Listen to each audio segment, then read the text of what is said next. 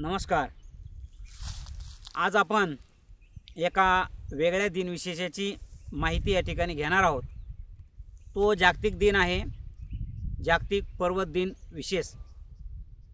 मित्रहो, मी यापूर्वी सुद्धा व्हिडिओच्या माध्यमातून वेगळ्या प्रकारच्या दिनविशेषाची माहिती आपणापर्यंत पोहोचविण्याचा प्रयत्न केलेला आहे। दिनविशेषमध्ये जे काही सण उत्सव असतात त्यामध्ये आनंदाची देवाणघेवाण असते, उत्सवामागची परंपरा असते।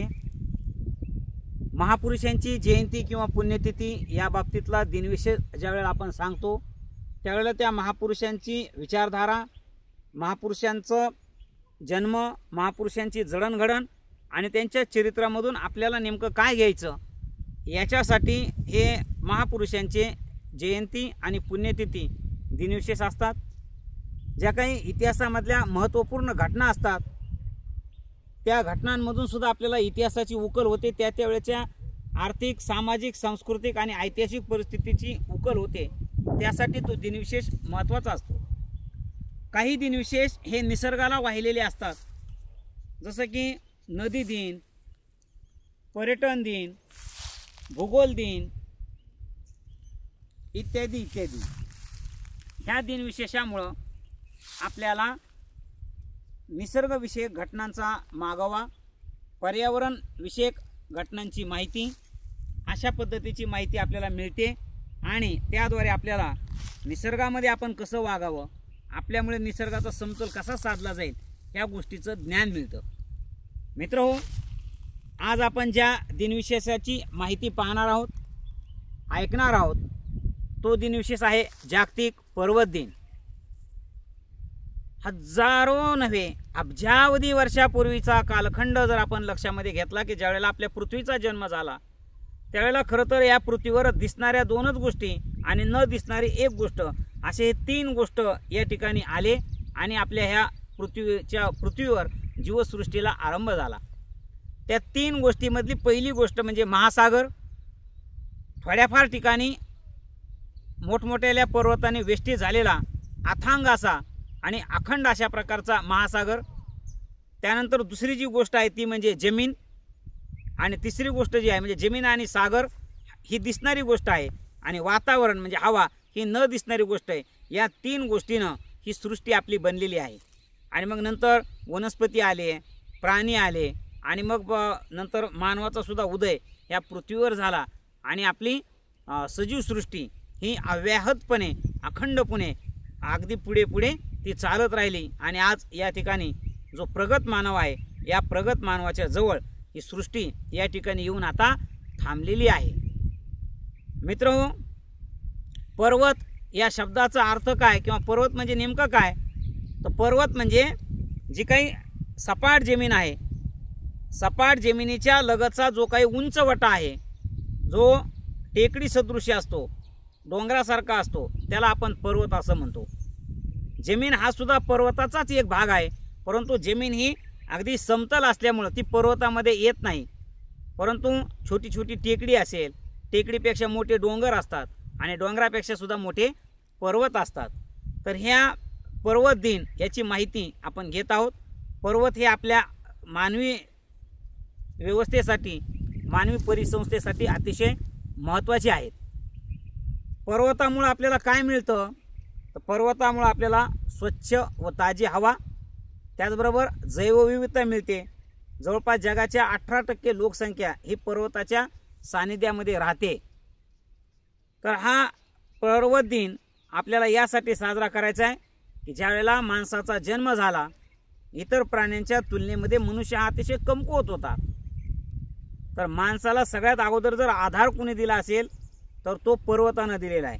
की आपण गुहेमध्ये राहत होतो। गुहा कुठे असते, तर गुहा ही डोंगरामध्ये, पर्वताच्या पोटामध्ये असते। तर त्या ठिकाणी हा मनुष्य सुरुवातीच्या काळामध्ये राहत होता। पर्वताचं आणखी एक महत्त्व म्हणजे पर्वतामुळे नद्या उगम पावतात, नद्यांमुळे आपल्याला शेती करता येते, सिंचनाची व्यवस्था होते आणि मुबलक प्रमाणामध्ये पिण्यासाठी गोडं पाणी आपल्याला हे पर्वतामुळे म्हणजे पर्वतानं वाहून नेलेल्या, वाहनास मदत केलेल्या नद्यांमुळे आपल्याला मिळतं। तर अशा प्रकारचा हे पर्वताचं महत्त्व आहे। अनेक धार्मिक पुस्तकामध्ये सुद्धा आपण पाहिलं असेल, जसं कैलास सरोवर म्हणजे कैलास पर्वत, हिमालयाचा पर्वत, नंदादेवी पर्वत, असे अनेक पर्वत आहेत की जे आपल्याला धार्मिकदृष्ट्या महत्त्वाचे आहेत, धार्मिकदृष्ट्या माहिती देतात. त्यानंतर आपण जर मध्य भारतामध्ये आलो तर आपल्याला दिसतो विंध्य पर्वत. त्यामुळे भारताचे उत्तर आणि दक्षिण अशा प्रकारचे दोन भाग आपल्याला पडलेले दिसून येतात. आपल्या महाराष्ट्रामधला जो महत्त्वाचा पर्वत तो आहे आपल्या सह्याद्रीची डोंगर रांग. या सह्याद्रीनं छत्रपती शिवरायांना खूप मोठी मदत केली. छत्रपती शिवरायांनी सह्याद्रीचा उपयोग, सह्याद्रीच्या कुशीमध्ये असलेल्या गडकोटांचा उपयोग हा राज्यकारभारामध्ये केला. तो इतका बेमालूमपणे केला की छत्रपती शिवरायांना सुद्धा म्हणजे दुर्गपुत्र, डोंगरपुत्र, पर्वतपुत्र अशा प्रकारची उपाधी जर दिली तर ती कुठेही वावगी ठरत नाही. अशा प्रकारचं पर्वताचं महत्त्व हे आपल्या आयुष्यामध्ये आहे. मग आता नेमकं मनुष्य करतोय काय, तर आपण हा पर्वत आता म्हणजे काही ठिकाणी पर्वतच्या पर्वत सपाट केले जात आहेत, तर ते आपल्या सजीव सृष्टीसाठी, मानवासाठी प्रचंड घातक आहे.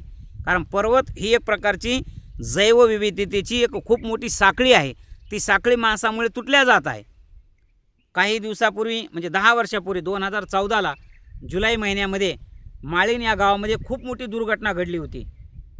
जोरदार पाऊस सुरू असताना अचानक तो सगळा पर्वत, संपूर्ण डोंगर तो म्हणजे त्याचं भूस्खलन झालं, तो डोंगर खचला आणि त्या डोंगरामध्ये माळी नावाचं गाव अक्षरशः गडप झालं. आणखी एक 8-9 वर्षानंतर हिरशाळवाडी या ठिकाणी सुद्धा अशाच प्रकारची घटना घडली. त्याही ठिकाणी 150हून अधिक माणसांचा मृत्यू झाला, घरेदारे नष्ट झाली.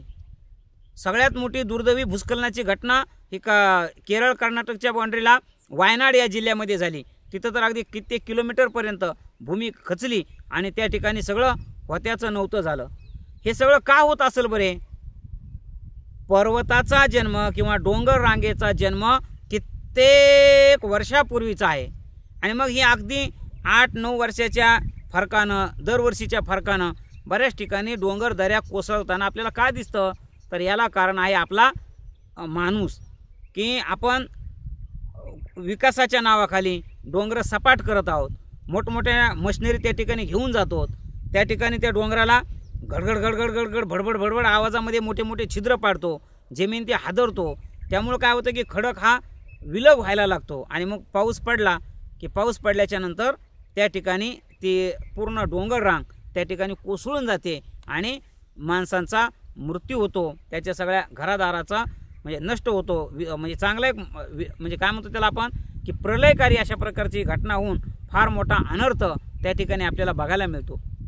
जपानचं उदाहरण खूप चांगलं आहे की जपान या देशामध्ये उद्या जागतिक पर्वत दिनाच्या निमित्तानं अक्षरशः सुट्टी असते आणि सर्व लोक आबालवृद्ध अगदी लहानापासून तर ती म्हाताऱ्यापर्यंत ती सर्वजण उद्या आपल्या गावाच्या जवळ जे पर्वत आहे त्या पर्वतावर जातात, त्या ठिकाणची भटकंती करतात, पर्वताचं माणसाच्या आयुष्यामधलं महत्त्व समजून घेतात. अशा प्रकारे जपान हा देश पर्वत दिन वेगळ्या पद्धतीनं साजरा करतो. आपल्या भारत देशामध्ये सुद्धा अनेक पर्वतरांगा अशा आहेत की त्या हिंदू त्याचबरोबर बौद्ध, जैन या धर्मासाठी अतिशय महत्त्वाचे आहेत. पावागडसारखं ठिकाण असेल, त्याचबरोबर आरवली पर्वतासारखं ठिकाण असेल, माउंट आबूसारखं ठिकाण असेल, तर ह्या ज्या डोंगर रांगा आहेत ह्या धार्मिक दृष्टीनं अतिशय महत्त्वाच्या आहेत. आणि पर्यावरणाच्या दृष्टीने जर विचार केला तर पर्वताचं काय महत्त्व आहे आपल्यामध्ये, तर पर्वतामुळे आपल्याला स्वच्छ आणि ताजी हवा मिळते. नद्यांचं उगमस्थान हे पर्वत आहे. त्याचबरोबर जर समजा खूप पाऊस जोरात आला, पूर आला, तर गावाच्या जवळ जो काही डोंगर आहे त्या डोंगराचा आपल्याला आसरा घेता येतो. तर डोंगर सपाटीकरणानं माणसाची कधीच प्रगती होऊ शकत नाही. डोंगर जर राखला, पर्वत जर राखला तरच माणसाची प्रगती आहे, माणसाला तिथून उन्नतीची आशा आहे. अन्यथा निसर्ग आपल्याला कधीच माफ करणार नाही. पर्वतामुळे जीवसृष्टीमध्ये विविधता आहे. पर्वत किती जरी उंच असेल तिथं माणूस पोहोचू शकत नसला तरीसुद्धा त्या ठिकाणी एक वेगवेगळ्या प्रकारच्या वनस्पती ज्या या निसर्गाच्या सृष्टीसाठी, निसर्गाच्या सातत्यासाठी आवश्यक आहेत, अशा वनस्पती त्या ठिकाणी उगतात, वाढतात आणि त्यांची जीवसृष्टी किंवा त्यांचं जे जीवनचक्र आहे ते त्या ठिकाणी पूर्ण करतात. अनेक औषधीसाठी पर्वतच उपयोगाचा आहे. त्या औषधी पर्वताच्या सानिध्यामध्ये, त्याच्या त्या नैसर्गिक खडकामध्ये आपल्याला मिळतात. म्हणून सुद्धा पर्वत हा महत्त्वाचा आहे. म्हणजे अशा पद्धतीनं आपल्याला पर्वताचं अत्यंत महत्त्व आहे. आणि पर्वत हा पृथ्वीचा म्हणजे पृथ्वीच्या निर्माणापासून आपला तो साथीदार आहे, आपल्या या जीवसृष्टीच्या विकासाचा तो एक फार मोठा साक्षीदार आहे. पण अलीकडच्या काळामध्ये माणसाची वक्रदृष्टी त्या पर्वताकडे वळलेली आहे आणि म्हणून आम्ही कुठं म्हणजे हिल स्टेशनच्या नावाखाली, हिल रिसॉर्टच्या नावाखाली डोंगराच्या डोंगर सपाट करत आहोत, विकासाच्या नावाखाली डोंगर कापत चाललो आहोत. पण आज ना उद्या आपण जे काही वार त्या पर्वतावर केलेले आहेत, हे वार नक्कीच निसर्ग प्रतिहल्ला म्हणून माणसावर सुद्धा करेल आणि मनुष्य ह्या सृष्टीमधून नष्ट होण्यासाठी काही फारसा कालावधी लागणार नाही, हे आपण ध्यानात घेतलं पाहिजे. माणसाच्या आयुष्यामध्ये, या सजीव सृष्टीच्या आयुष्यामध्ये पर्वताला अनन्यसाधारण महत्त्व आहे. आपण ज्या मातीमधून वर आलेलं अन्न खातो, ही माती कोणापासून तयार होते? तर ही माती निर्माण करण्याचं महत्त्वाचं कार्यसुद्धा पर्वतामुळे होतं. कारण पर्वताच्या माथ्यावरून झीज होत होत त्या खडकांची झीज होऊन जे काही बारीक कण तयार होतात त्याची माती तयार होते. किंवा पर्वतावर डोंगर रांगेवर पडणारं जे काही पाणी आहे ते पाणी वाहत वाहत जातं, त्याचे परत गाळ बनतो त्या मातीचा आणि आपल्याला काळी सुपीक जमीन, गंगा नदीचं खोरं असेल, ब्रह्मपुत्रा नदीचं खोरं असेल, हे आपल्याला त्या ठिकाणी सुपीक मातीचं खोरं हे सुद्धा आपल्याला पर्वतामुळे बघायला मिळतं. तर हे अशा प्रकारचं पर्वताचं महत्त्व आपल्या आयुष्यामध्ये आहे. म्हणून एक जागतिक पर्यटनासाठी सुद्धा पर्वत महत्त्वाचा आहे, ट्रेकिंगसाठी सुद्धा पर्वत महत्त्वाचा आहे, जैवविविधतेसाठी सुद्धा पर्वत महत्त्वाचा आहे, पर्जन्यमान ढगांची निर्मिती यासाठी सुद्धा पर्वत महत्त्वाचा आहे. ही गोष्ट आपण लक्षात घेतली पाहिजे. आणि सगळ्यात महत्त्वाचं जर काय कोणतं कारण असेल तर आपल्या देशाची सुरक्षितता राखण्यासाठी सुद्धा पर्वत हा महत्त्वाचा आहे. आपण जर बघितलं जम्मू काश्मीर, त्याचबरोबर हिमालयाची रांग चीनच्या बाजूने असलेली, की दोन्ही बाजूला अतिशय म्हणजे पर्वताच्या उंचच्या उंच रांगा आहेत. म्हणून आपल्याला शत्रू राष्ट्रापासून जास्त धोका नाही. तो धोका नैसर्गिकरित्या ह्या पर्वतांनीच त्या ठिकाणी अडविलेला आहे. जगातल्या ज्या काही महत्त्वाच्या सांस्कृतिक नद्या आहेत की ज्यांच्या काठानं संस्कृती नांदली, ह्या नद्यांचा उगमसुद्धा आपल्या भारत देशामध्ये आहे. अगदी एवढंच नव्हे तर जगातलं सर्वात उंच शिखर असलेलं जे काही शिखर पर्वत आहे ते म्हणजे आपला हिमालय पर्वताची रांग. ही हिमालय पर्वताची रांग जगातली सर्वात लांबलचक आणि सर्वात उंच अशा प्रकारची डोंगर रांग आहे आणि ती रांग आपल्या भारत देशामध्ये आहे.